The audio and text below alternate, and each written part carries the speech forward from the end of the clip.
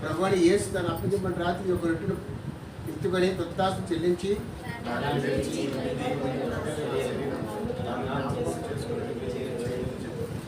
ఆ ప్రకారమే భోజనమైన పిమ్మట ఆయన పాత్రను ఎత్తుకొని, ఈ పాత్ర నా రక్తం వలన కొత్త నిబంధన, మీరు దీనిలోని త్రాగినప్పుడల్లా నన్ను జ్ఞాపకం చేసుకుంటే దీన్ని చేయడని చెప్పాను.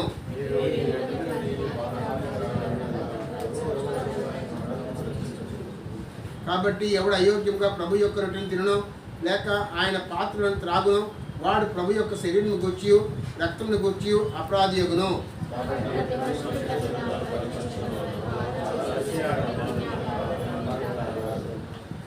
ప్రభు శరీరాన్ని వివేచింపగా తిని త్రాగువాడు తనకు శిక్షా విధి కలుగుటకే తిని త్రాగుచున్నాడు.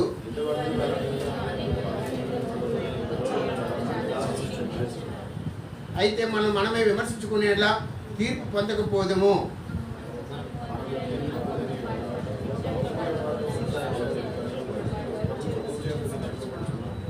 ప్రార్థన చేసుకున్నాం. ప్రేమగల తండ్రి, నా పాపముల కొరకు మీరు శిలువ మీద బలి అయిపోయేది కొన్నాడు. అబ్రాహాము తన కుమారుని మిమ్మల్ని ఎక్కువ ప్రేమించి తన ప్రియ కుమారుని అర్పించినప్పుడు దానికి బదులుగా మీరు పుట్టేరు వలె వదకతేపడిన గొర్రెపిల్ల వలె ఉన్నారు. లోక పాపలు మోసుకొని పోయే గొర్రెపిల్లగా నా పాపల కొరకు మీరు శిలువ మీద మీరు ప్రభా తను అర్పించుకున్నారు. యేసు ప్రభా నీకు వేలాది వందనాల స్థుతులు చెల్లించి నేను ఆరాధిస్తున్నాను. ఇప్పుడు ప్రభా మేము మిమ్మల్ని ఆరాధిస్తుండగా మీరు మమ్మల్ని ప్రభా ఆశీర్వదించాలని, నీ బల ద్వారా నీ పరలోకం కొరకు సిద్ధపరచాలని, నూతన ఆకాశం కొరకు నూతన భూమి కొరకు నీ రాకడ కొరకు మమ్మల్ని సిద్ధపరచడానికి మా ముందే ఉంచిన నీ శిలువ యాగం ద్వారా నీ రొట్టెను నీ శరీరాన్ని సాధించుకొని దీంట్లో పాల్పొంపు కలిగి ఉంటుండగా దీనికి యోగ్యమైన రీతిగా పవిత్రంగా పరిశుద్ధంగా పరిశీలించుకొని పరీక్షించుకొని పరిశోధించుకొని పవిత్రపరచుకొని పవిత్రంగా పరిశుద్ధంగా ఆ పరిశుద్ధమైన బలలో పాల్గొంటూ కలిగి ఉండి ఆ పరిశుద్ధమైన పరలోకం సిద్ధపరచమని మీరే సహాయం చేయమని నాతో మాట్లాడమని ఈ చిన్న ఆరాధన ప్రార్థన యేసు నామమున ప్రార్థించి వేడుకొంచున్నాం తండ్రి. అపోస్తలుల పౌలు ఆయన సంఘాలు కడుతూ సువార్త చేస్తూ ఆ విధంగా పత్రికలు రాస్తున్నాడు. ఆయన వేరే ప్రాంతానికి వెళ్ళినప్పుడు ఇంతకుముందు ఉన్న కొరింథీ సంఘం ఎలాంటిదంటే ఇలాంటి సంఘమే. ఇప్పుడు మన మధ్య ఎట్లా ఉన్నాం అట్లాగే ఉంటాం. అంటే సంఘము ఎలాగుందండి, ఇప్పుడు ప్రభు చేత రక్తం చేత కొనబడిన ప్రజలు మనం పరిశుద్ధమైన ప్రభుని ఆరాధించాం. అయితే రక్షించబడిన తర్వాత ఒక్కసారి పరలోకానికి వెళ్ళాం కదా. నేను అనుకున్నా రక్షించబడిన వెంటనే ఆ పరలోకము ఆ సంతోషము ఆ ఆనందము చూసి పరలోకానికి వెళ్ళిపోయేటట్టు ఉండేది. కానీ ఇంకా ఈ లోకంలో ఉన్నాం. నేను అనుకుంటే చనిపోయి పరలోకానికి వెళ్ళిపోతే బాగుండి ఉంటే ఇంకా పాపం చేస్తాము, మళ్ళీ వెనక్కి వెళ్ళిపోతాము, చల్లారిపోతాము, ఇంకా ప్రభుని విడిచిపెడతాము అని భయం ఉండేది నాకు. అయితే ప్రభు ఒక్కొక్కరు ఒక్కొక్క ఉద్దేశం ఒక్కొక్క ప్రాంతంలో ఉంచుతాడు. ఆ దినాల్లో అపోస్తలుల పౌలుని ఉంచినట్టు ఈ దినాల్లో నన్ను ఉంచాడు. చూడండి, రక్షించబడిన వెంటనే పరలోకానికి వెళ్ళిపోతే ఏ ప్రాబ్లం ఉండదు. ఇంకా ఈ లోకంలో మనం ఉన్నాం. మనకుని దేవుడు ఈ లోకంలో ఉంచాడు. ఎందుకొరకు ఉంచాడు అనేది ఆయన చిత్తము. అయితే ఒక ఉద్దేశం కొరకు మాత్రం ఉంచాడు. అయితే సంఘము లోకంలో ఉంది కదండి. సంఘంకి ఎత్తబడలేదు. ప్రభు వస్తాడు త్వరలో. ఆ పరిశుద్ధమైన పరలోకాన్ని తీసుకెళ్ళడానికి పరిశుద్ధమైన మనల్ని పరిశుద్ధమైన ఈ సమాజాన్ని పరిశుద్ధుల్ని పరలోకాన్ని తీసుకెళ్తాడు. పరిశుద్ధమైన పరలోకానికి పరిశుద్ధులే అక్కడ ఉంటారు. అపవిత్రమైనది అశుద్ధమైనది పాపం అక్కడ ఉండదు. పరలోకంలో ఈ లోకంలో ఉంటుంది. అయితే రక్షించబడిన తర్వాత మనము సంఘం ఇప్పుడు ఎక్కడ ఉందండి? పరలోకంలో ఉందా ఈ లోకంలో ఉందా? ఇంకా ఈ లోకంలో ఉన్నాం. ఈ లోకంలోని సంఘం ఉంది, కానీ సంఘంలో లోకం రాకూడదు. గుర్తుంచుకోండి, సంఘంలో మనం ఉన్నాం, లోకంలో మనం ఉన్నాం పరిశుద్ధులము. మనలో పాపం రాకూడదు, సంఘంలో లోకం రాకూడదు. వచ్చిందంటే ఏమవుతుందండి? లోకములో పాపం ఉంది. లోకంలో ఎక్కడ చూసినా శాపం ఉంది, మరణం ఉంది. ఇది మన జీవితంలో రాకూడదని ప్రభు మనకు ముందుగా ఏం చేశాడంటే ఆయన శిలువ కార్యము మనల్ని జ్ఞాపకం చేసుకోమన్నాడు. కొరింథీలో ఉన్న సంఘానికి చక్కగా ముందుగా ఆరంభించాయి. తర్వాత వాళ్ళకి ఏమైందంటే కొన్ని ఆచారాలు రావడం మొదలెట్టాయి. కొన్ని పరిస్థితులు రావడం మొదలెట్టాయి. లోకం సంఘములో రావడం మొదలెట్టింది. ఎప్పుడైతే లోకం సంఘంలో రాబోతుందో అప్పుడు ప్రభువు అపోస్తలుల పౌలు ద్వారా తన వర్తమానములు, తన పత్రికల ద్వారా ఆయన వాళ్ళని సిద్ధపరుస్తున్నాడు, వాళ్ళని పరిశుద్ధపరుస్తున్నాడు వాక్యం ద్వారా. చూడండి, బట్టలు ఉతుక్కుంటాం, చక్కగా స్నానం చేస్తాం, సాయంత్రం కానీ మురికి అవుతుంది కదా, అలాగే వదిలేస్తామా, మళ్ళీ ఉతుక్కుంటాం. అలాగే మన ఆత్మీయమైన పరిశుద్ధమైన పరచబడిన ప్రభువు మనల్ని మన ఈ లోకంలో ఉంటుండగా దినదినము ఏదో మలినం అంటుకుంటుంది.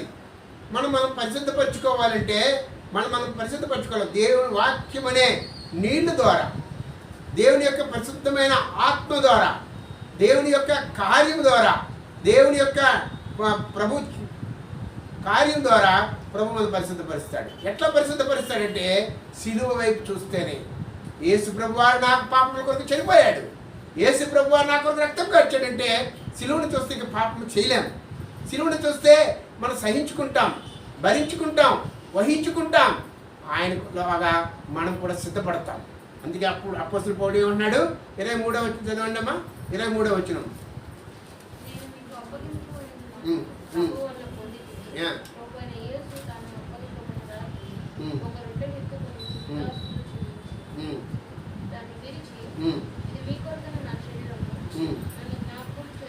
జ్ఞాపకము చేసుకోవాలి. ఎవరిని జ్ఞాపకం చేసుకోవాలండి?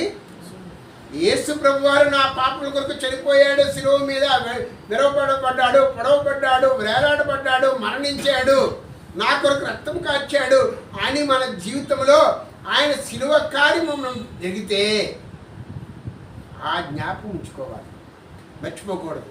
మర్చిపోయే స్వభావం కలిగిన వారు మానవులము. ప్రతిసారి కూడా, ప్రతి వారము కూడా, ప్రతి దినము కూడా మనము ప్రభు సిలువ వైపు చూడాలి. అందుకే అపోస్తలుల పౌలు అన్నాడు, నన్ను నేను సిలువ వేయబడ్డాను అని చూడండి. మత్తయి రాసిన సువార్త యేసు ప్రభు ఈ లోకంలో ఉన్నప్పుడు ఏమన్నాడు? 10వ వచనము 38వ 10వ అధ్యాయం 38వ వచనము. 10వ అధ్యాయం 38వ వచనము.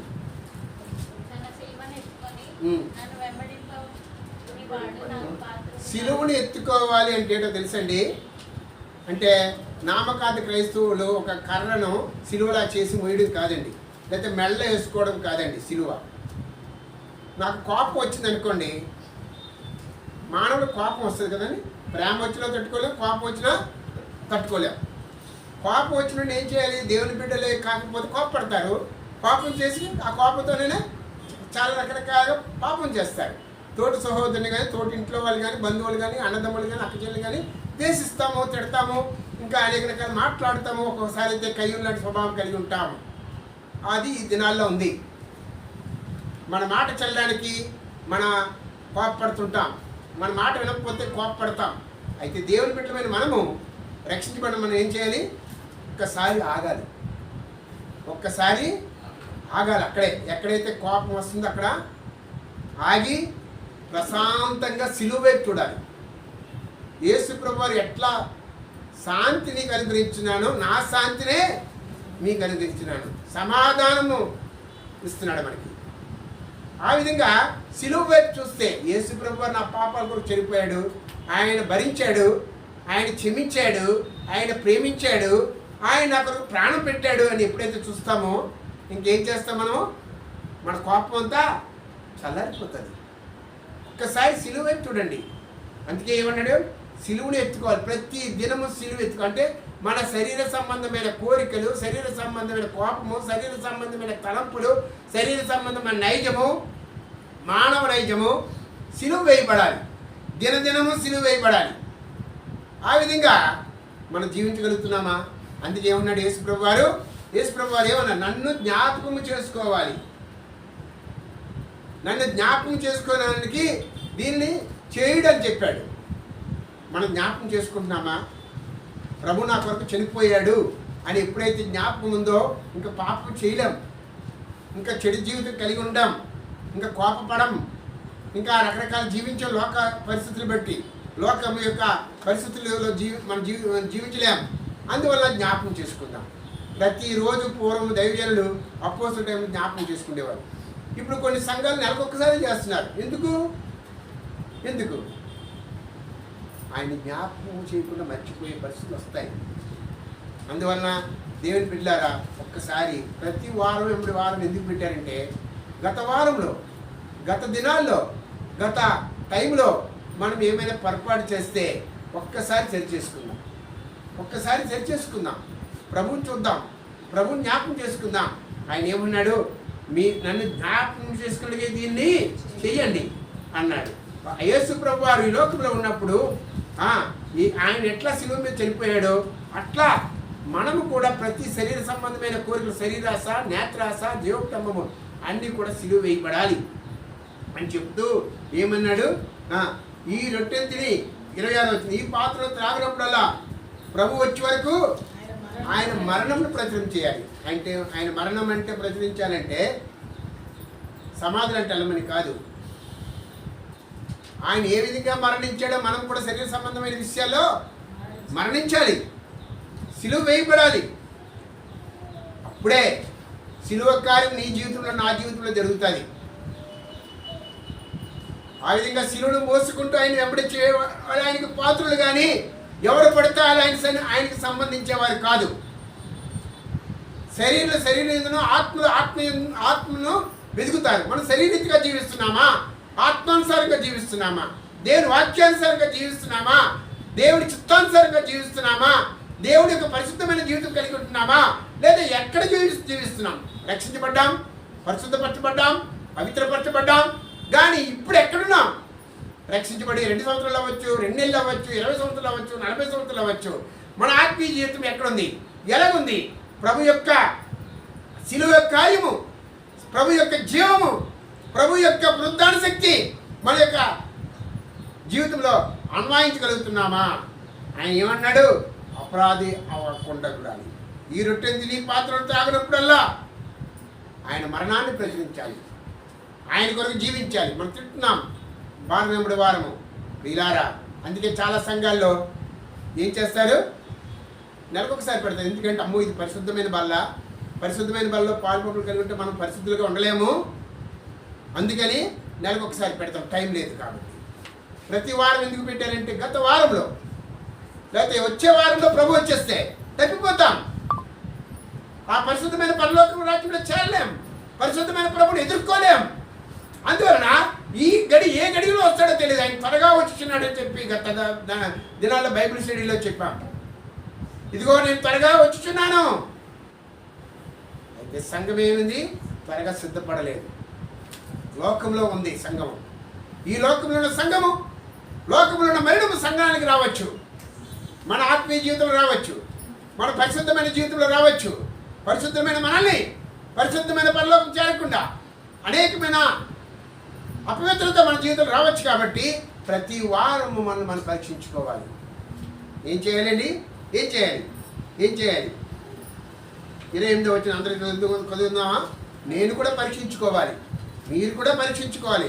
ఇక్కడ బోధించేవాడే కాదండి, ప్రతి ఒక్కడు పరీక్షించుకోవాలి. 28 వచ్చిన అందరూ చదువుకుందామా? కాబట్టి ప్రతి మనుషుడు తను తాను పరీక్షించుకోవాలను. ఎలాగ చేశారు? చెందిన పాత్రను పరీక్షించుకోవాలి. చూడండి, 10th క్లాస్ పరీక్షలు మొన్న ఒక ఇంటికి వెళ్ళాడు. 10th క్లాస్ ఎగ్జామ్స్ అంట. 10th క్లాస్ ఎగ్జామ్స్ ఏ స్కూల్లో ఆ స్కూల్లో పెడతారా, లేకపోతే వేరే స్కూల్కి తీసుకెళ్ళి పెడతారా? ఎందుకు పెడతారు? ఏ స్కూల్లో ఆ స్కూల్లో పెడితే ఆ టీచర్ వాళ్ళకి తెలుసు కాబట్టి మార్కులు ఏం చేస్తారు? చూసి రాసిమంటారు. పబ్లిక్ ఎగ్జామ్స్ అనేది చాలా కష్టమైనది.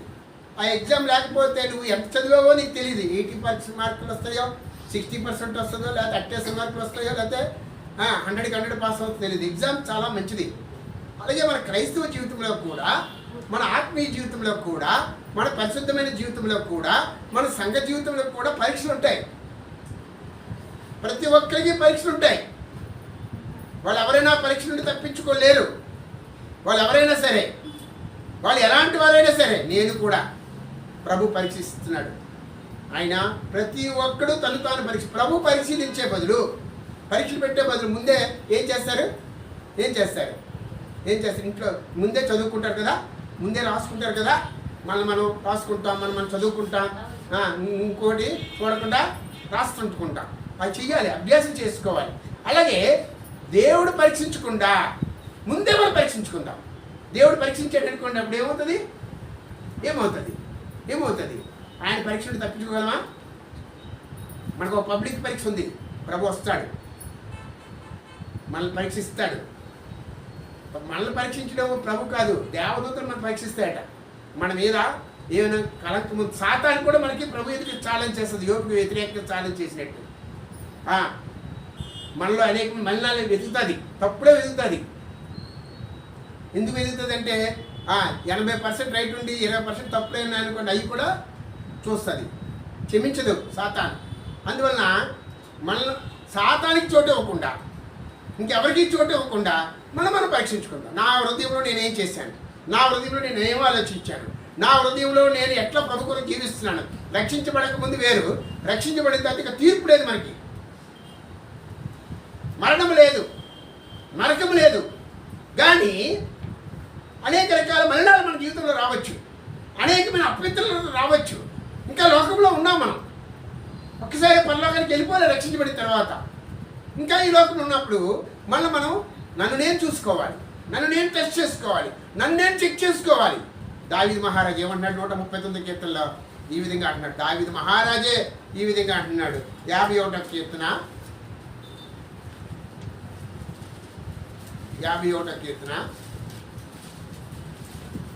10వ వచనం.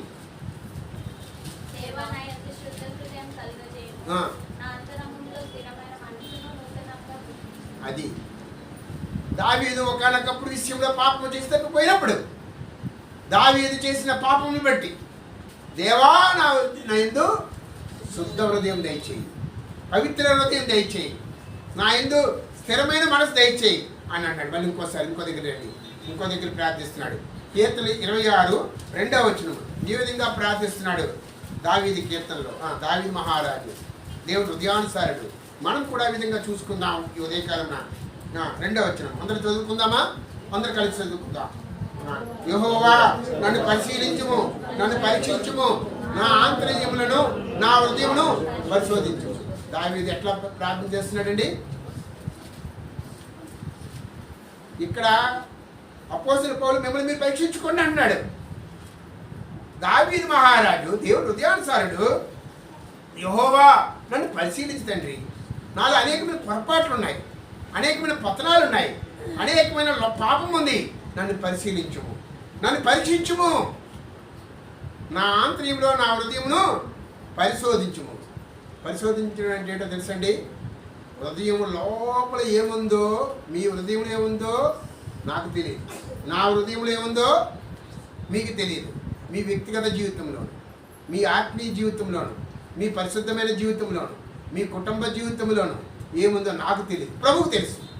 ఆయన సర్వత్రియామి, సర్వజగదక్షుడు. ఆయన కనుదృష్టి ఎదుట ఏది కూడా మరుగు చేయబడదు, సర్వమునే ఎరిగిన వాడు ఆయన. చూడండి, పున్నమి నాకు మొన్న వెళ్తుంటుంటే చంద్రుడు ఆ పౌర్ణమి నాడు చక్కగా ఎర్రగా చక్కగా ఉంటాడు కదండి. కొంచెం మసకబడిన తర్వాత ఏమంటే మచ్చలు కనిపిస్తాయి కదా. అక్కడ బాగా ఉన్నప్పుడు చక్కగా ఉంటుంది, మంచి వెలుతురు వస్తుంది. మచ్చలు ఉన్నప్పుడు కనిపిస్తాయి కదా. మచ్చలు లేని చంద్రుడు ఉన్నాడా? పాపము లేని మానవుడు ఉన్నాడా? లేడు. కానీ ప్రభు మనం పరిశుద్ధపరిచాడు, పవిత్రపరిచాడు. మన మచ్చలు, మన డాగులు, మన యొక్క కలంకము అన్నీ కూడా ప్రభువుకు అక్కడ కాదు. ప్రభువా నన్ను పరీక్షించుము, పరిశీలించుము, పరిశోధించుము, పవిత్రపరచము. దేని కొరకు? పరిశుద్ధమైన పరలోకం కొరకు. కీర్తన 139వ అధ్యాయం చదవండి. 139వ అధ్యాయం రండి. కీర్తన 139. దావీదు ఇట్లా ప్రార్థన చేస్తున్నాడు.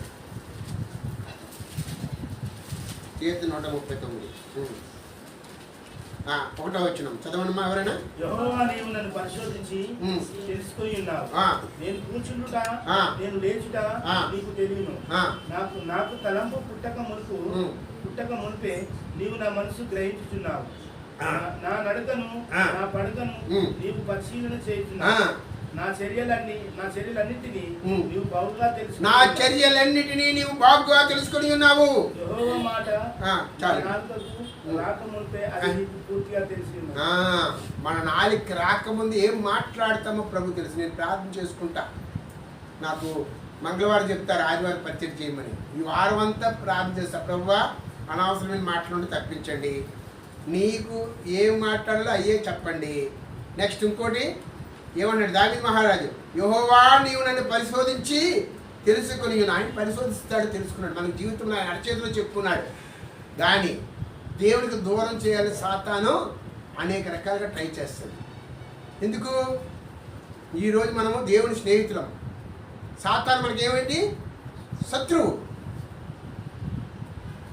ఆ శత్రువు మనం ఊరుకుంటుందా? ఇన్ని రోజులు ఆ శత్రువుని మనం స్నేహితుడిగా చేసాము, ఇప్పుడు అడుగు మన శత్రువు అయిపోయాడు. మన దేవుడు ప్రేమించాం, పరిశుద్ధంగా జీవిస్తున్నాం. చూడండి, ఒక తెల్ల కాగితం మీద చిన్న మరకుంటే కనిపిస్తుంది కదా, ఒక తెల్ల సెట్ మీద చిన్న మరకుంటే కనిపిస్తుంది. అలాగే పరిశుద్ధపరచబడిన మనము చిన్న మరకలు డాగులు ఆడు వెతుకుతాడు సాతానుగాడు. దేవునికి వ్యతిరేకంగా దేవునికి దూరం చేయాలని చూస్తాడు ప్రియులారా.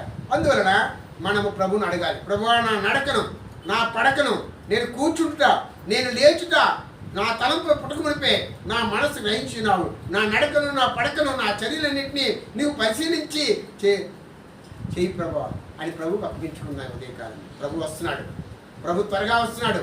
ఎప్పుడు వస్తాడో తెలియదు, ఎప్పుడు ఈ లోకంలో ఉంటామో తెలియదు. ఒకరోజు తప్పిపోతాం ప్రియులారా. ఆ యొక్క తప్పిపోకుండా ఆ పరిశుద్ధమైన పరలోకంలో మనం ఉండాలి. అదే మన గురి కలిగి ఉండాలి. ఆయన రాజ్యమును నీతిని మొదట వెతకాలి, ఆయన పరిశుద్ధతను వెతకాలి, ఆయన వెతకాలి. ఆ విధంగా దావీదు అంటున్నాడు, ప్రభువా నన్ను పరిశోధించి తెలుసుకోవడం. ఈ విధంగా మళ్ళీ అంటున్నాడు 23వ వచనం, దేవా నన్ను పరిశోధించి నా హృదయమును తెలుసుకునము, నన్ను పరీక్షించి నా ఆలోచన తెలుసుకునము, నీకు ఆయాసకరమైన మార్గము నా ఎందున్నదేమో చూడు. అనేకమైన ఆయాసకరమైన పరిస్థితులు ఉన్నాయి, అనేకమైన పరిస్థితులు మన జీవితంలో ఉన్నాయి. లేవా? ఉన్నాయి. లేవని చెప్పడానికి మనం ఏమి కూడా అప్పుడే పరలోకానికి వెళ్ళలేము. ఇంకా లోకంలో ఉన్నాం మనం. అనేకమైన కోపాలు వస్తాయి. నేను రక్షించబడకముందు చాలా కోపం. పప్పు వేసి నెయ్యి వేసి పెడితే తినేవాడిని, లేకపోతే నెయ్యి లేకపోతే తినేవాడిని కాదు, ప్లేట్ ఇసిరేసేవాడిని రక్షించబడకముందు. అంత కోపం ఏమైపోయిందో, కోపము చల్లారిపోయింది. ఈ కోపం అంతా ఎలా చల్లార్చాడు ప్రభు? ఆయనకు ఆయాసకరమైన మార్గము మనలో నుండి తీసేస్తుంటాడు.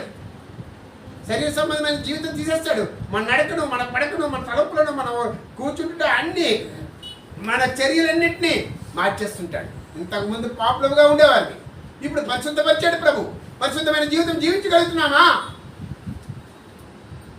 ఇంకొకటి కీర్తనలో 1వ అధ్యాయం నాకు చాలా ఇష్టం. రక్షించబడినప్పుడు ఎక్కువ ఈ వచనం చదివేవాడిని. ఎలా చదివేవాడిని? ఇది చదవకముందు, యేసు ప్రభు నమ్మక ముందు నేను 14 సినిమాల దగ్గర రౌడీలతోని, నా స్నేహితులతోని, నా యొక్క ఫ్రెండ్స్తో కూర్చుండేవాడిని. అక్కడ నిలబడేవాడిని, సినిమాల్లో కూర్చుండేవాడిని, ఇంకా అక్కడ ఉండేవాడిని. ఎప్పుడైతే ఈ వాక్యం చదువుకున్నానో, ఈ వాక్యం నాకు నా జీవితాన్ని మార్చేసింది. కీర్తన 1వ అధ్యాయం 1వ వచనం, మన నడక ఎలాగుంది? మనం ఎక్కడ నిలబడుతున్నాం? ఎక్కడ కూర్చుంటున్నాం?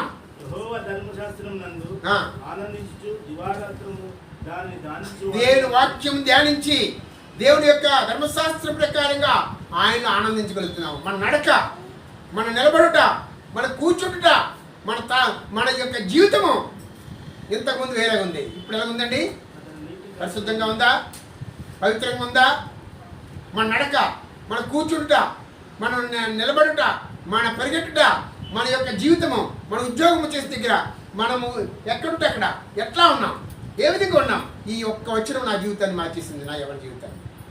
అంతకుముందు ఆ సినిమాల దగ్గర కూర్చుంటేవాడిని, బీచ్లంటే పరిగెట్టేవాడిని, నడిచేవాడిని. ఈ వాక్యము చదివాను రక్షించబడిన తర్వాత. అప్పుడు ఏమైందండి? మారిపోయింది. ఇంకొక వచనం కూడా మార్చేసాడు యేసు ప్రభు మాట. ఈ మాటలు ఎలాంటివంటే అండి, 2 అంచెల ఖడ్గం లాంటిది. అంతేకాకుండా మూలుగుతు సహితము దూరిపోద్ది దేవుని వాక్యము. ఒక్క మాట నా జీవితాన్ని మార్చేసింది. ఒకే ఒక మాట, ఇదొక మాట, ఇంకొక మాట కూడా. 5వ అధ్యాయము, మత్తయి రాసిన సువార్త 5వ అధ్యాయము 37వ వచనం. అనేకమైన అబద్ధాలు ఆడేవాడిని రక్షించబడక ముందు. ఎప్పుడైతే రక్షించబడ్డాను, ఈ మాట ఏం చేసింది?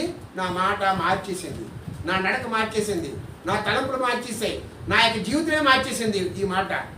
మత్తయి రాసిన సువార్త 6వ అధ్యాయము 37వ వచనం. అందరూ కలిసి చదువుకుందామా? 37వ వచనం. మీ మాట అవునంటే అవును, కాదంటే కాదు అని ఉండవలెను. మన మాట ఎలా ఉండాలండి?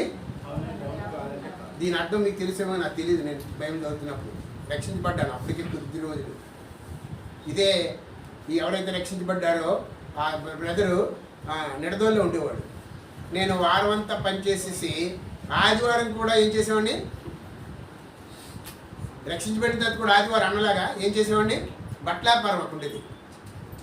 బట్టలాపారం ఎలా ఉండేదంటే రాజమండ్రి, కాకినాడ, పాలకోలు, విశాఖపట్నం, విజయనగరము, శ్రీకాకుళము, ఇటు ఏలూరు వరకు వ్యాపారం అది విస్తరించేది.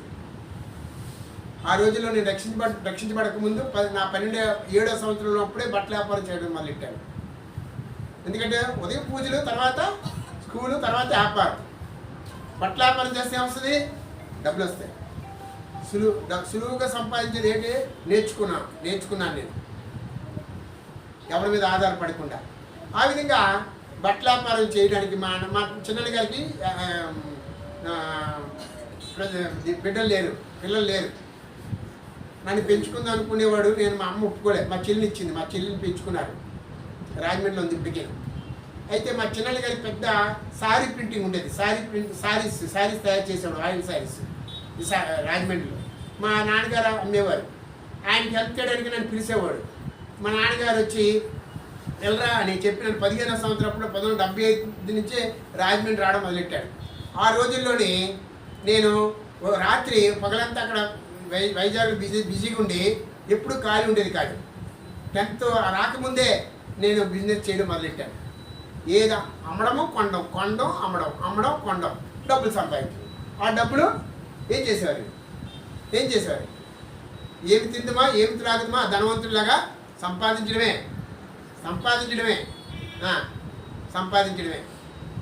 కానీ మనసు తృప్తి ఉండేది కాదు, సంతృప్తి ఉండేది కాదు. అనేక రకాల అబద్ధాలు ఆడేవాడిని. ఆ రోజుల్లోనే 1976లో జనతా గవర్నమెంట్ అని కాంగ్రెస్ ప్రభుత్వం పోయి వచ్చింది. ఆ రోజుల్లో చాలా డబ్బు సంపాదించేవాడిని. ఈ విధంగా ఉండేవాడిని. కానీ నేను రక్షించబడిన తర్వాత శనివారం రాత్రి రాజమండ్రి ద్వారపూడి సంత మీకు తెలిసి ఉంటుంది. ద్వారపూడి మీకు తెలియదు. ద్వారపూడి సంత ఉంటుంది. అలాగే కాకినాడ సంత ఉంటుంది, పాలకోలు సంత ఉంటుంది. శుక్రవారం, శనివారం, ఆదివారం మా చిన్నగారితో ఉండాలి. సోమవారం, మంగళవారం, బుధవారం, గురువారం నేను చదువుకోవాలి. మా నాన్నగారితో హెల్ప్ చేయాలి. మా నాన్నగారి దగ్గర ఉండాలి, పూజలు చేయాలి. ఈ విధంగా అప్పుడు రక్షించబడ్డాను.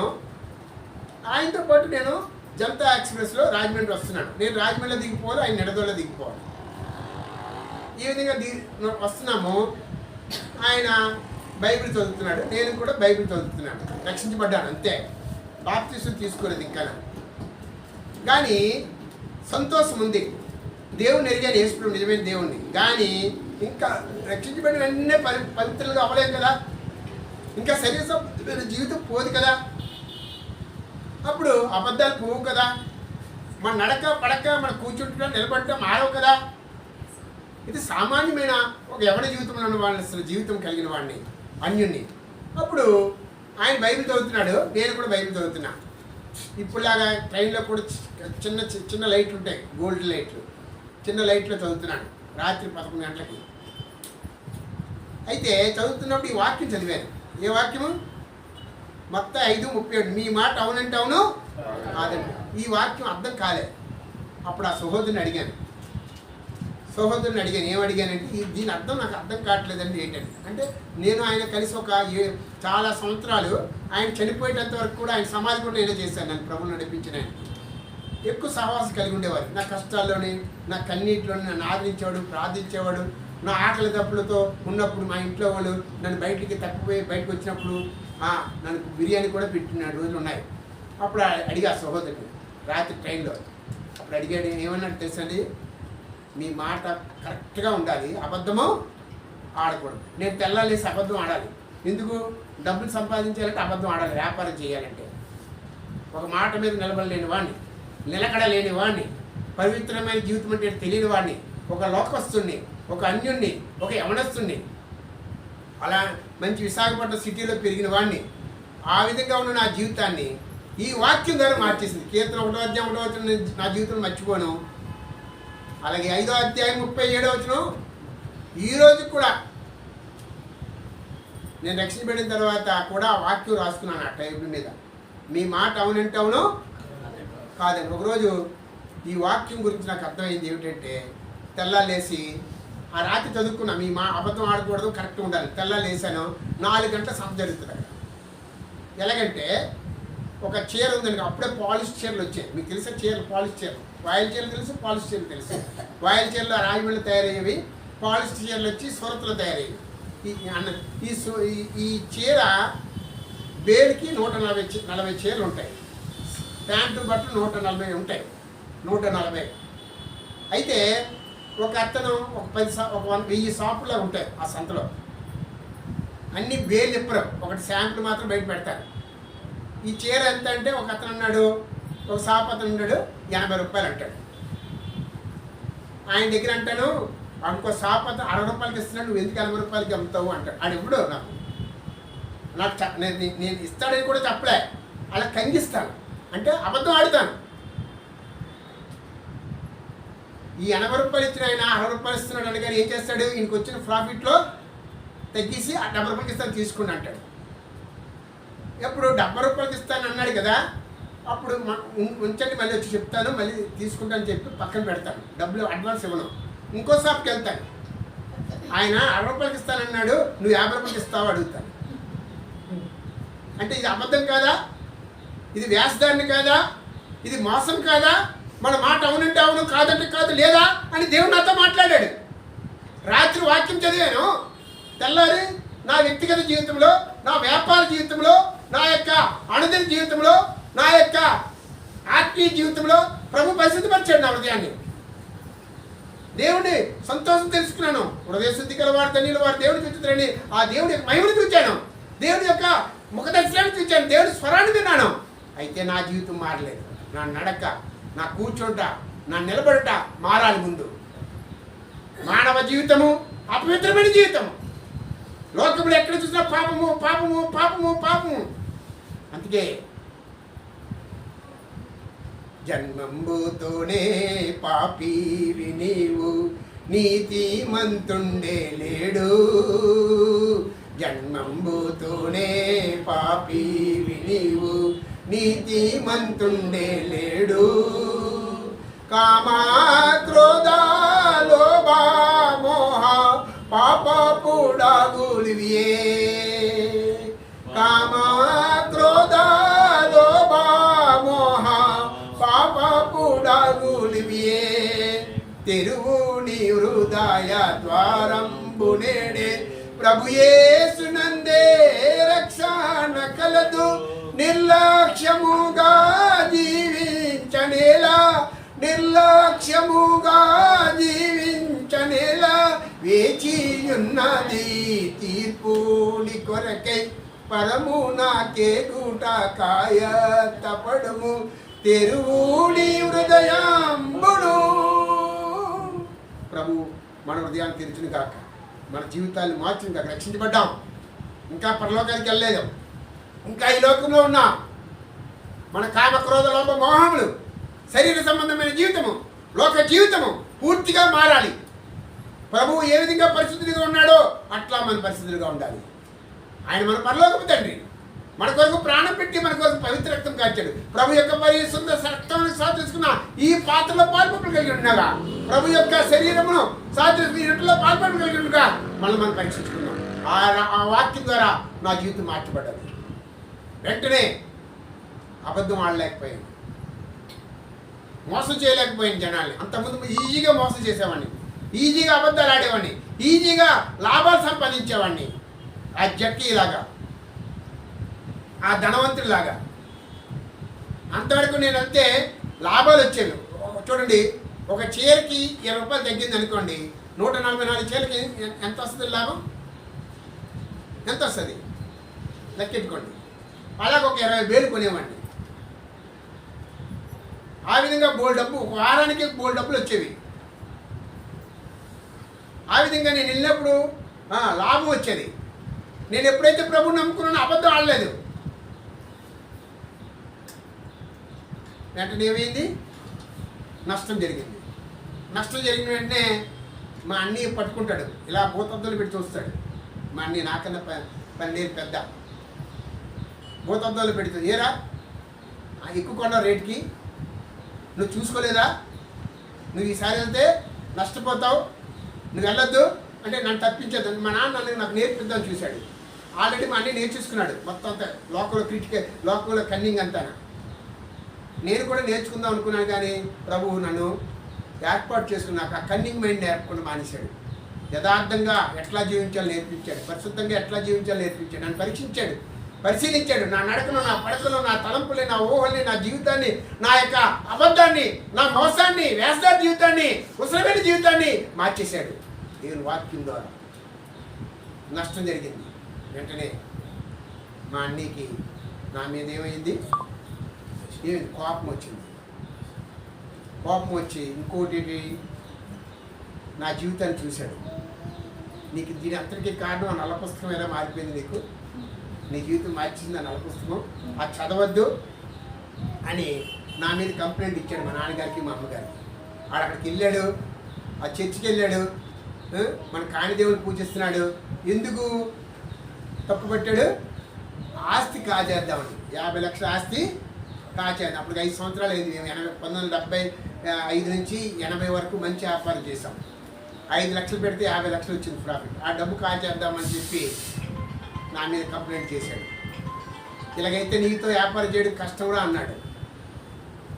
నువ్వు ఆ చర్చికి వెళ్ళకపోతే నాతో పాటు వ్యాపారం చేయి. నువ్వు ఆ చర్చికి వెళ్ళావంటే ఒప్పుకునేది లేదు, మన కానిది పూజించొద్దు అని నాతో పాటు నన్ను హెచ్చరించాడు, నన్ను తిట్టాడు, నా మీద కంప్లైంట్ ఇచ్చాడు. ఇంకా నన్ను ఆ షాప్ నుండి గెంటేశాడు. కానీ నేను తల ఉంచుకొని వచ్చేసా. ఎందుకు అన్నాడు, నువ్వు ఆ చర్చికి వెళ్తే నువ్వు రావద్దు షాప్కి, నువ్వు వెళ్ళిపో అన్నాడు. అదే టైంలో ప్రభు నన్ను రక్షించాడు. కాబట్టి నాకు ఒక్కట ఆ సీటి బ్రతుకుట క్రీస్తు కొరకే. ప్రభువుని వాడను, నీవు నా ప్రభుడవని, నీ కొరకే జీవింతును, మిగిలిన జీవితమును నీ కొరకే గడిపెదను, మిగిలిన జీవితమును నీ కొరకే గడిపెదను. ప్రభువుని వాడను. అమ్మడం, కొనడం ఇదేనా మనిషి జీవితము? డబ్బు సంపాదించుకోవడం, తినడం, తాగడం, తొంగోవడం అని ఇదే జీవితము అని అన్వేషించిన వాడిలో మొట్టమొదటి వాడిని. అన్ని వెతికాను. ఈ లోకంలో చేయవలలేని వ్యాపారం లేదు. 50 లక్షలు విడిచిపెట్టి వచ్చాను. మా అన్నయ్య అన్నాడు, ఇలాగైతే నువ్వు రావద్దు చర్చికి వెళ్తే అన్నాడు. నేను అన్నాను, ఆదివారం ఎక్కువ వ్యాపారం జరిగింది, సంతలు ఉండేవి ఆదివారం పూటే. ఆదివారం మానాలంటే కష్టం, ఎలాగని ప్రార్థన. ఆదివారం చర్చి మానకూడదు. ఏం మానకూడదు? ఏది 100 నారైనా చర్చి ఆదివారం ఎక్కువ బిజినెస్ ఉండేది. ఆదివారం నేను రాజమండ్రి, పాలకోళ్ళు చుట్టుపక్కలప్పటికి వెళ్ళాను. ద్వారపూడి సంత ఆదివారం జరుగుతుంది. ఆదివారం బోల్డ్ డబ్బు సంపాదించేవాడిని. అయితే ఎప్పుడైతే ప్రభుని నమ్ముకున్నానో ఆదివారం మానకూడదు అని డిసైడ్ అయిపోయింది. ఎప్పుడైతే మా అన్నయ్య ద్వారా దేవుడు ఏం చేశాడు, నాకు మార్గం సరళం చేశాడు ప్రభువుని ఎరగడానికి. ఇన్ని రోజులు నా కొరకు జీవించాను, డబ్బు కొరకు జీవించాను, ఆస్తుల కొరకు జీవించాను, పేరు ప్రఖ్యాతుల కొరకు జీవించాను, చందాల కొరకు జీవించాను. ఇక్కడి నుంచి ఆ సంవత్సరం 1979 కాన్ఫరెన్స్ ఈ పార్టీ ప్రభువుని వాడని, ఇక్కడి నుంచి మిగిలిన జీవితం నీ కొరకు జీవిస్తాను ప్రభు తీర్మానం చేసుకున్నాను. ఆ విధంగా మా అన్నయ్య ఎప్పుడైతే నువ్వు ఆ చర్చికి వెళ్తే నీకు నాకు వాటా లేదన్నాడో వెంటనే దండం పెట్టాడు. చాలా మంచిది అన్నయ్య, నీ పని నువ్వు చేసుకో. నాకేంటంటే నా అంతలో ఇంటికి పెట్టేసి నేను ప్రభు కొరకు జీవించాలి, ఇది సంపాదించాలి కాదు అని వచ్చేసి ఒకే బైబిల్తో 9 రూపాయలు అప్పుడు, ఈ ఎర్ర బైబిల్ ఇప్పుడు 200 బైబిల్ అనుకో, 200 రూపాయలు అనుకుంటా. ఆ బైబిల్తో వచ్చేసాను మా ఇంట్లోంచి. ఆ విధంగా వచ్చేసి ప్రార్థన చేసుకున్నాను. ప్రార్థన చేసుకొని ప్రభు మీద ఆధారపడ్డాను. ప్రభు మందిరంలో ఉండేవాడిని. ఆ విధంగా ఉంటే ఆ టైంలోనే దేవుడి కృపను బట్టి వైజాగ్లో మాల్స్ వచ్చాయి. ఏ మాల్స్? Shopping malls. ఈ షాపింగ్ మాల్ ఏముంటాయి? 10 రూపాయలు కొందామంటే 1 లక్ష రూపాయలు ఖర్చు పెట్టేస్తాను. నిన్న మా అమ్మాయి బట్టలు కొందామని వెళ్ళింది, 5,000 పెట్టి 50,000 కొనేసింది. ఈ మాల్ ఎలాంటివంటే మన జోబీ ఖాళీ చేసింది, గోల్డ్ మాల్ టైప్. వెళ్ళకండి. ఇంటి పక్కన కిరాణా షాపులు కొనుక్కోండి. ఈ మార్ట్లోకి వెళ్ళకండి. నా ఇంట్లో ఏది అవసరం అదే కొనుక్కోండి. కుళ్ళిపోతాయి. ఎక్కువ కొనేస్తే ఏమవుద్ది? కుళ్ళిపోతాయి, పురుగులు పెట్టేస్తాయి. అందువలన మీరు ఎక్కువ దేవుడు ఇచ్చిన ద్రవ్యాన్ని కానీ, దేవుడు ఇచ్చిన ఆయుష్ని కానీ, దేవుడు ఇచ్చిన పరిశుద్ధమైన జీవితాన్ని ప్రభు కొరకు సిద్ధంగా ఉండండి. ఫస్ట్ ప్రిఫరెన్స్ ఎవరికి ఇవ్వాలి? మా అబ్రాహాం ఎవరికి ఇచ్చాడు? దేవునికే ఇచ్చాడు. యేసు ప్రభు వారు మన కొరకు చనిపోయాడు. ఆయన మన కొరకు ఏం చేయగలుగుతుంది, ఎట్లా జీవించగలుగుతున్నాం? ఆ టైంలోనే నేను బయటకు వచ్చేసి మా అన్ని షాప్ నుంచి వచ్చి, మా అన్ని షాప్ పూర్ణ మార్కెట్ మా నాన్నగారు సార్ ఇలాగ వచ్చేస్తుంటుంటే మధ్యలో మా ఇల్లు ఉండేది, మెయిన్ రోడ్డు ఉండేది బట్టల షాప్. మా నాన్నగారు వైజాగ్ క్లాత్ మర్చెంట్ ప్రెసిడెంట్. నేను నాకు సొంతంగా నా పేరు మీద పెద్ద బిజినెస్ ఓపెన్ చేశాడు 71లోనే, నా పెద్ద సంవత్సరం అప్పుడే స్టార్ట్ అయింది. ఏ స్టార్ట్? రెడీమేడ్ అంటే అంతకుముందు బట్టలు తీసుకొని కుట్టించుకోవాలి. రెడీమేడ్ చిల్డ్రన్స్ వేరు, రెడీమేడ్ నేను చేసేవాడిని వ్యాపారం. మా నాన్నగారు బట్టల వ్యాపారం, లేడీస్ వేర్ అంటే చీరలు నేను. మా అన్నయ్య వచ్చి జెంట్స్ వేర్ అంటే మగవాళ్ళ బట్టలు. ఈ విధంగా 3 షాపులు ఉండేవి. రోజుకి లక్షలు అమ్మేవాడివి. ఎప్పుడైతే ప్రభుని నమ్ముకున్నానో, ఎప్పుడైతే మా అన్నయ్య నా మీద ద్వేషం పెంచుకున్నాడో, దావీదు మహారాజు అన్నదమ్ములు ఎట్లా ఆయన విలేశారు అట్లా నన్ను విలేశాడు. నేను వచ్చేసాను. వచ్చేసి మందిరానికి వెళ్ళాలని ఆశ, కానీ మా అమ్మ నా కొరకు ఎదురు చూస్తుంది, మా అక్కలు ఎదురు చూస్తుంది. ఎందుకంటే వీడి షాప్ నుంచి గెంటేయడానికి మా అన్ని ప్లాన్ చేస్తానని మా అక్కకి తెలుసు, మా అమ్మకి తెలుసు. నేను వచ్చేస్తే అడిగి ఆ డబ్బు కాజేస్తాడని మా అక్కకి మా అమ్మకి నా మీద ప్రేమ కొలిది, వెళ్ళద్దు షాప్లో ఉండు, కావాలి చర్చికి ఎప్పుడు వెళ్ళు, లేదా బైబిల్ ఇంట్లో కూర్చొని చదువుకో, కానీ నువ్వు వెళ్ళొద్దు, నువ్వు నీ జీవితం పాడైపోద్ది, నీ భవిష్యత్తు పాడైపోద్ది, నీ బంగారు జీవితం పాడైపోద్ది, నీకు ఎందుకు ఇన్ని రోజులు చక్కగా ఉన్నావు, మళ్ళీ ఎందుకు ఇలా తయారయ్యో, పిచ్చి పెట్టిందా? ఇంకోటి నన్ను ప్రభు పిచ్చోడు అనేవారు.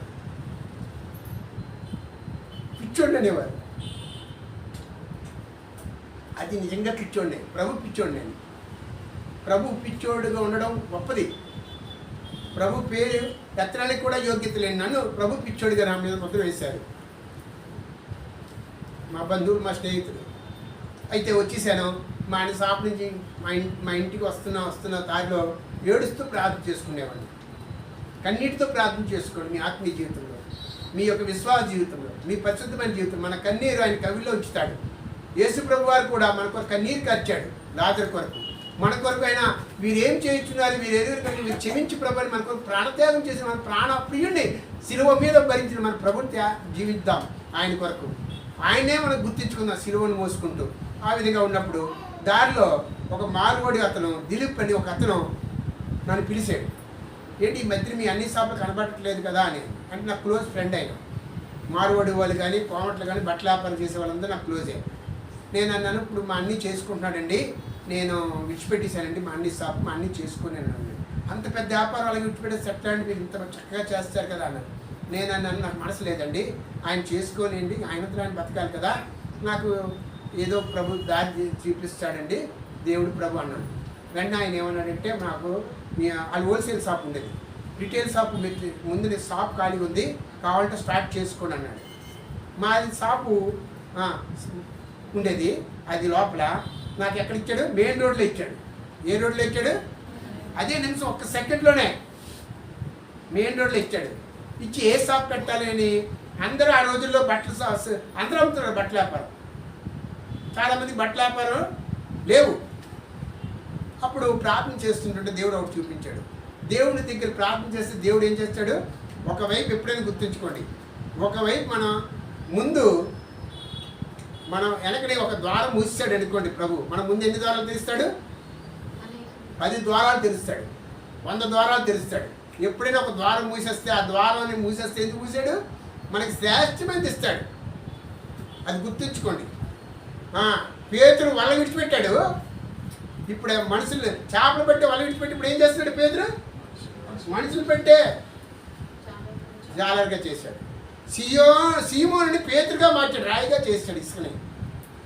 మా అన్నయ్య నా ద్వారం మూసాడు. కానీ ఇంకొక ద్వారం ఏం చేశాడు? మెయిన్ రోడ్డు షాప్లో ఇచ్చాడు. నాకు మెయిన్ రోడ్డు సెంటర్లో ఇచ్చిన తర్వాత అది ఏం పెట్టాలి ఆలోచిస్తున్నాను. ఆయన అన్నాడు, నేను పెట్టుబడి పెడతా, మీరే చేసుకోండి అంతా. వచ్చిన లాభంలోని సగం మళ్ళీ నెలకి జీతం వస్తుంది. వచ్చిన లాభంలో సగం వస్తుంది. షాప్ అయిందే, పెట్టుబడి అయిందే. మారువడి వాళ్ళు మనలాగా వెళ్ళిపోయి పర్చేజ్ చేయరు, ఫోన్ చేస్తే వచ్చేస్తారు స్టాక్.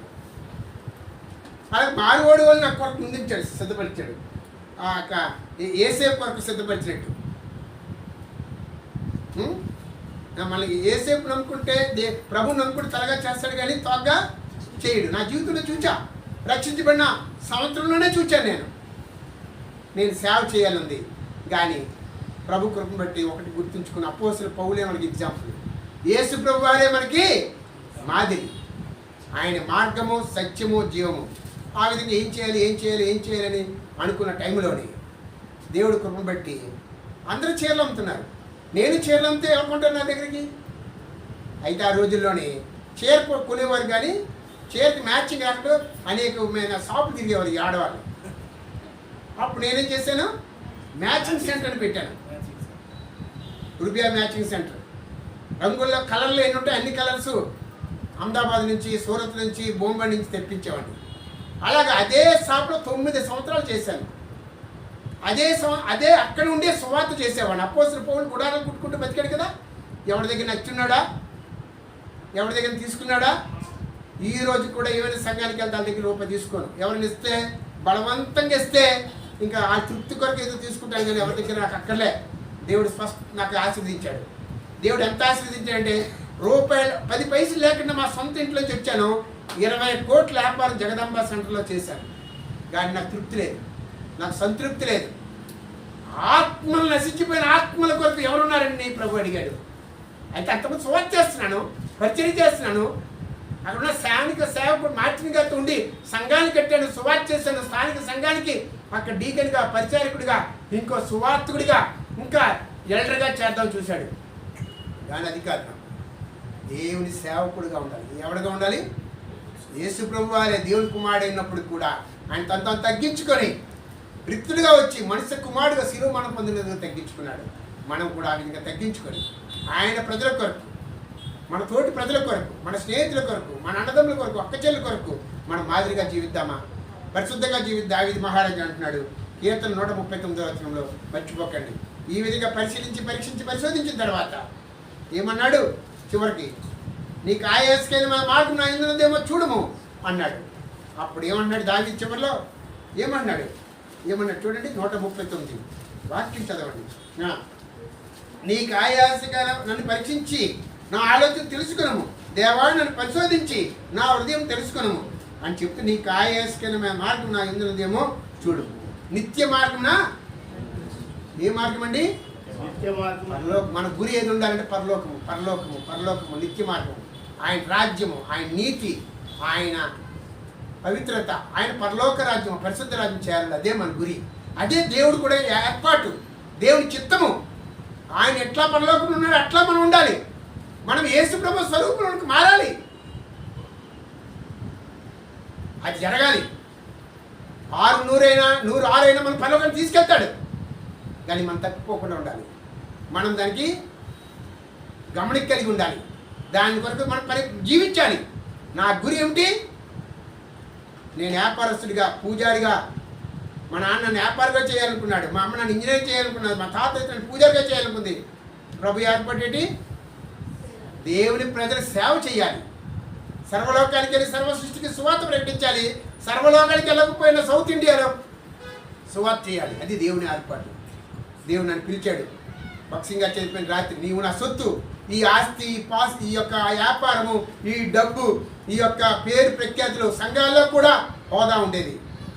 ఫస్ట్ విశాఖపట్నంలో కారు కొనేది నేనే. భక్సింగ్ గారు వస్తే బీచ్కి తీసుకెళ్ళి ఐస్ క్రీమ్ పెట్టడము నాకు ఇష్టము, ఆయన కూడా ఇష్టము. సాయంత్రం పూట, ఉదయం మీటింగ్, మధ్యాహ్నం అలాగే సహవాసం కలిగి ఉన్నాను. ఈ సహవాసము శరీర సంబంధం కాకుండా ఆత్మ సంబంధంగా మార్చేశాడు. పరిశుద్ధమైన సహవాసంగా మార్చేశాడు. దైవజనులతోనూ, పరిశుద్ధులతోనూ, దేవుని వాక్యంతోనూ ప్రభు యొక్క ప్రేమ ఎరిగి, ప్రభు యొక్క చిత్తం ఎరిగి, ప్రభు యొక్క పరిశుద్ధత ఎరిగి, ప్రభు యొక్క పవిత్రత ఎరిగి, ఈ లోకంలో ఏమి అంత పెంట చెప్పగలను. నేను విశాఖపట్నంలో ఇంటీరియర్ ఆర్కిటెక్ట్గా 500 కోట్లు నాకు ఎదురుగా క్యాష్ ఉండేది. నోవటల్ వాంట నా క్లోజ్ ఫ్రెండ్ వరుణ్ అని, మీకు ఇక్కడ ఉంటాడు, మన బేగంపేటలో వరుణ్ మారుతీశ్వరం, ఆయన నా క్లోజ్ ఫ్రెండ్. వాళ్ళ అమ్మగారు మన విశ్వాసరాలే, విజయవాడ. పెద్ద పెద్ద వాళ్ళతో నాకు పరిచయం ఉంది, కానీ అవన్నీ కూడా ఏమి ఉపయోగపడవు. లోకంలో బతకడానికి, లోకంలో ఎదగడానికి ఉపయోగపడుతుంది, కానీ అవన్నీ మనకు ఉపయోగపడవు. అయితే ఒక్కటి ఉపయోగపడుతుంది, పరిశుద్ధమైన జీవితం కలిగి, పవిత్రమైన జీవితం కలిగి నిత్య మార్గం నడిపించాలి. ఏ మార్గం అండి? సత్య మార్గము, జీవ మార్గము, నీతి మార్గము, పవిత్ర మార్గము, పరిశుద్ధమైన మార్గము. పరిశుద్ధమైన పరలోకానికి వెళ్ళాలంటే మనం పరీక్షించుకుందామా, పరిశీలించుకుందామా, పవిత్రపరచుకుందామా? ప్రభు కొరకు అంటున్నాడు. మళ్ళీ మనమే విమర్శించుకుని ఇలా తీర్పు పొందకపోదాము. అంటే ఈ judgement is coming in this world. ఈ లోకానికి తీర్పు రాబోతున్నాడు ప్రభు. ధవళ సింహాసనం మీద కూర్చొని లోకానికి తీర్పు తెచ్చిపోతున్నాడు. ఆ తీర్పు నుండి మనకు లోన్ అవ్వకూడదు. రా, దేవుని చేత ఏర్పరచబడిన వాళ్ళారా నా యుద్ధకు రండి అని దేవదూతలు మనకు ఒక ఆహ్వానం పలుకుతారు. చూడండి, మనం 5 స్టార్ హోటల్కి వెళ్ళామనుకోండి, ఏం చేస్తారు? ఆ బిల్డింగ్ ఓనర్ కూడా వచ్చి మనకి ఆహ్వానం పలుకుతాడు కదా. వీరంటే ఆయన కూడా వడ్డిస్తాడు. పెద్ద పెద్ద జిఎంలు వచ్చి మనకు వడ్డిస్తారు. అలాగే పరలోకంలో కూడా దేవదూతలు మనకు ఆహ్వానం పలుకుతాడు. యేసు ప్రభు వారే మనకు ఒక స్థలాన్ని సిద్ధపరుస్తున్నాడు. పరలోకం ఆయన ఉన్న స్థలంలో మనం ఉండాలి. ఈ లోకంలో చిన్న చిన్న గుడిసెల్లో, చిన్న చిన్న ఇంట్లో ఉండొచ్చు, కానీ ఒకరోజు ప్రభుత్వం ఉంటాం, ఒకరోజు పరలోకంలో ఉంటాం, ఒకరోజు పరిశుద్ధతో ఉంటాం, ఒకరోజు ప్రభుత్వం ఉంటాం. ఆ నిరీక్షణతో మనం సిద్ధపరచుకున్నాం. తీర్పు లేదు, ఇంకా దేవుని బిడ్డలకి తీర్పు లేదు, నిత్యమైన మార్గం నడిపిస్తాడు. అందుకే ఏమంటాడు చూడండి, ఇక్కడ ఒక వచనం చూడండి, నాకు చాలా ఇష్టం. యోహాను సువార్త 5వ అధ్యాయం 29వ వచనం. 5వ అధ్యాయము 29వ వచనం అందరూ కలిసి చదువుకుందాం. యోహాను సువార్త 5వ అధ్యాయము 29వ వచనం అందరూ కలిసి చదువుకుందాం. 29 మేలు చేసిన అందరూ చదువుకో. మేలు చేసిన వారు జీవ పునరుద్ధానమునకును, కీడు చేసిన వారు తీర్పు పునరుద్ధానం బయటకు వచ్చేది. వన్డే మనము జీవ పునరుద్ధానం కలిగి ఉండాలి. మొట్టమొదటి పునరుద్ధానం మన ఐక్యత కలిగి ఉండాలి. ఆ ప్రభు రాకడ కొరకు మనం సిద్ధపడాలి. ప్రభు వస్తున్నాడు, త్వరగా మన జీవితం సిద్ధపరచుకుందాం. మనం పరీక్షించుకుందాం, పరిశీలించుకుందాం, పరిశోధించుకుందాం, పవిత్రపరచుకుందాం. ప్రభు రక్తం ద్వారా, శిలువ రక్తం ద్వారా మనం కడగబడి వారమే ప్రభు రాకడ కొరకు మనం సిద్ధపడతాం. ఈ బలిలో పాల్గొంటాం.